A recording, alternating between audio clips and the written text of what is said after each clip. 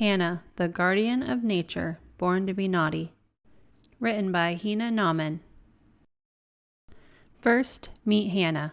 Hanna has short, curly hair. She has many tight curls, just like African people. They are cut in a mohawk style. All the curls bounce around her head like a big, curly hat. Anyone who looks at Hanna cannot avoid noticing her hair. In fact, her hair is so curly that if a mosquito is unfortunate enough to land in her hair, it cannot find its way back to the world again, for it gets stuck in the maze of curls. It must spend the rest of its life wandering around Hanna's head, making a most annoying sound. Bee, bee, bee. Eventually, Hanna's mother must shampoo this child's head to put that mosquito to death. Finally, Hanna can relax. Ah, what a bomb blast messy curl hair she has. Hanna has two tiny, mighty, shiny, black, sparkling eyeballs floating in big, long, glossy, white galaxy of her eyes. Her eyes are long and big, but because of her face shape, her eyes blend in, making them look just a little bigger than average. They blend together just right in her round face. Her deep, shiny, sparkly, sharp, long eyes are full of mischief. When she smiles, an obvious twinkle gleams in her eyes. Her eyes are the gates of her mind. Whenever she is thinking of mischief, a brilliant twinkle beams from her eyes. This is the first sign of naughtiness. This comes with a contented smile on her face. Her lips are soft and delicate. When she smiles, it is impossible to see that she is hiding some secret mischief, but she usually is. These straight, smiley, innocent lips complement her strategy for appearing like she is all done with mischief. She cleverly keeps everyone confused by looking innocent and keeping straight lips when anyone is wondering who the culprit is. Hanna has a pleasant, lovely, flawless, light goldish, sweetish, white colored skin. This is not uncommon in the region where she lives, which is Pakistan. But not everyone has flawless skin. It is absolutely perfect in Hanna, with not a blemish or scratch to be seen. Surely God has made Hanna very intentionally. Here is a picture of Hanna with her curly hat hair when she was 1 year old. Even at the age of 1, this little scamp was getting into mischief. Here she has just scared a cat by barking like a dog. See how she is looking around like a born genius? Notice how she balances her innocent lips with her sparkly eyes. She is pretending she doesn't know why the cat became afraid. Now let's start rolling the time wheel. When Hanna was 3 years old, she asked lots and lots of questions about everything around her, including her own self. One day, she asked her mother if her skin was good or bad. Her mother told her this Indian myth. One day, God was frying man in a giant steel pot to get the perfect color for his masterpiece creation. This pot was even bigger than our planet Earth and the sun. It covered almost half of our galaxy. On the first try, God overcooked the man, resulting in a burned black color. He saw that this would help to protect the man from the hot sun, so God placed those black men on the equator in Africa, and a few just a little further from it in South Asia. In the second try, God removed the man too soon, which resulted in an uncooked man. God saw that this light skin would help the man accept more sunlight, so he put that pale man in places where it became dark early in the day, in Europe and far from the equator. The third try was indeed meant for perfection. God concentrated very hard. The third time, the man was neither overcooked nor undercooked.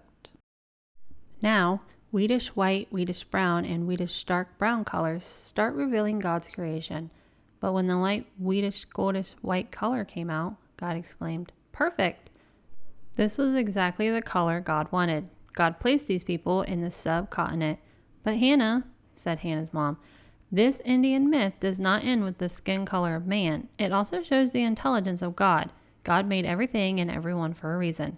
Nothing is imperfect in God's workshop. One may seem imperfect and incomplete to someone else, but at the same time, that same one is complete and perfect for its own story.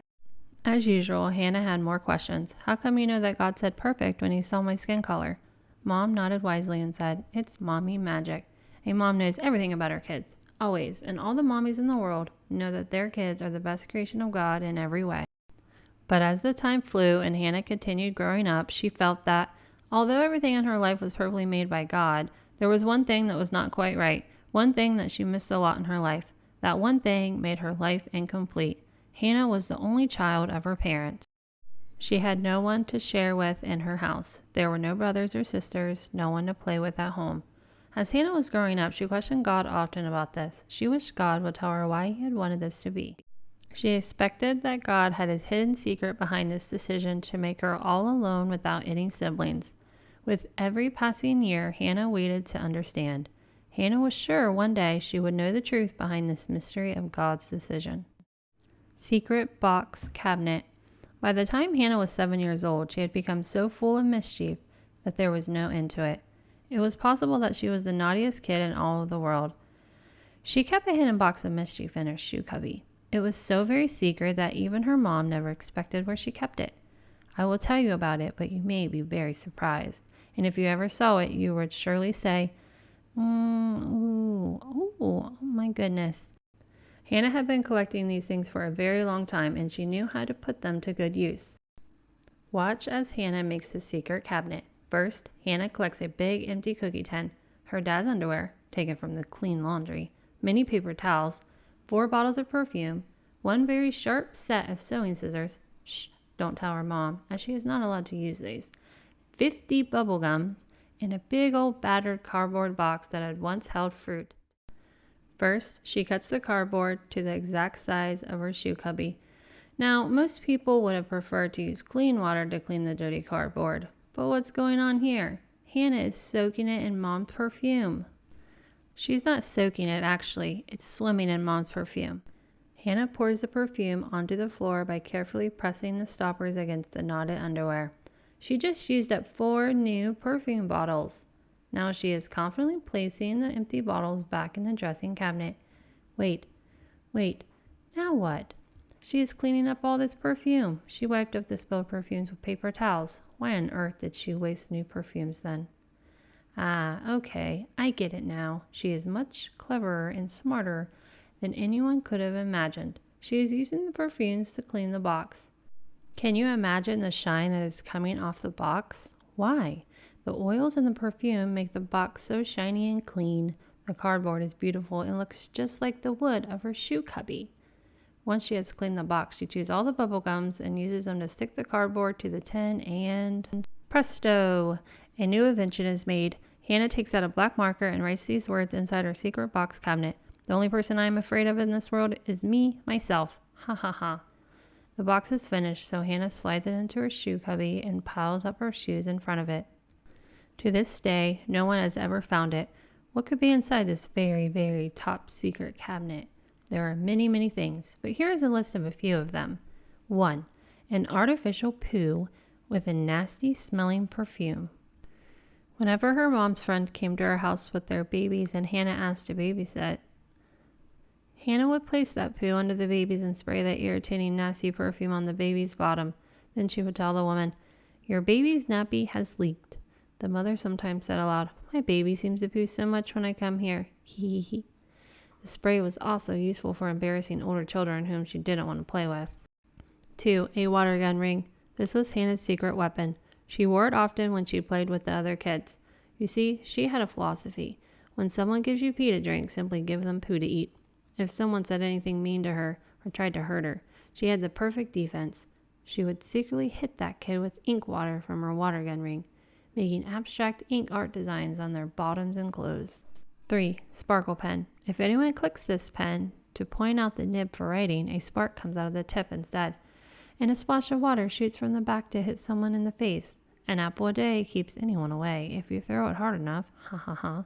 Hanna has found this pen particularly useful for grumpy tutors. 4. Yellow and red nail polish. Sometimes guests would come to Hanna's house to stay the night, but these guests should have been more careful to avoid calling Hanna a baby or a little girl. She would tell them, "I do not like to be called a baby," and she might say, "I have an attitude and know how to use it." But some of these adults do not listen.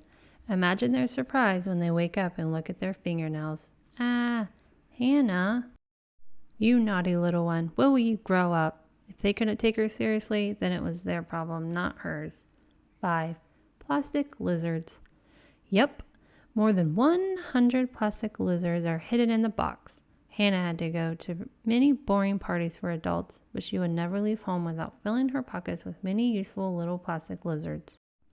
She found it very easy to secretly place them in food dishes while pretending to take food with her other hand. Then all there was to do was wait and, don't eat your food, anyone. There is a lizard in the food. The party would be over and everyone have to leave with empty stomachs.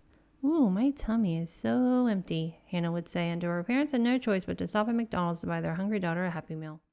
What an idea, search ye, to get a Happy Meal with an innocent face. He he he. There was much more of her mischief, but shh, that's a secret. You might be thinking Hannah is the kid your parents warned you about, but that was only one side of the coin. Hidden behind all this mischief, Hannah has a beautiful heart. A simple, sweet heart of gold. In fact, her heart was even more precious than gold. It was like gems, diamonds, gold, and jewels, and even more lovely. In reality, Hannah was an actual sweetheart. She was extremely and extraordinarily down to earth, and she felt deeply unhappy for everyone in trouble. When she saw someone in a difficult situation, her compassion filled her, and she would go beyond her limits to help them. Surely God assembled his perfections here too, making a heart full of sentiments, especially for Hannah, that pushed her to be one of his masterpieces. You see, after every trick she played, Hannah felt lonely at heart. She missed sharing this fun and silliness with a partner. To be honest, I think the reason behind her naughtiness was that she had no siblings. Was she naughty just to overcome her loneliness?